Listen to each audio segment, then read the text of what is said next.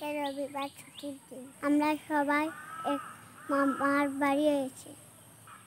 আজকে মামার বাড়ি নারায়ণগঞ্জ। মামার বাড়ি ভীষণ ফুর্তি হয়। বন্ধুরা, তোমাদের মামার বাড়ি কেমন ফুর্তি হয়? আমার তো মামার বাড়ি খুব বেশি হয়। মামার বাড়ি খেলাধুলা হয়েছে, বাড়ি মজা। চারদিকে গাছপালা সবুজ, দেখতে খুব ভালো লাগে।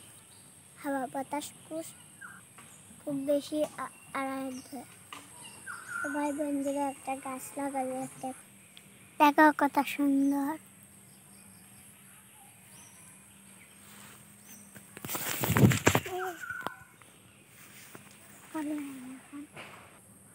আমাদের মামার বাড়ি প্রচুর গাছপালা আছে, ফল ফুল আছে, খুব বড় মাছ আছে। আমরা এসে খুব ফুর্তি করি, খাওয়া দাওয়া খুব মজা হয়।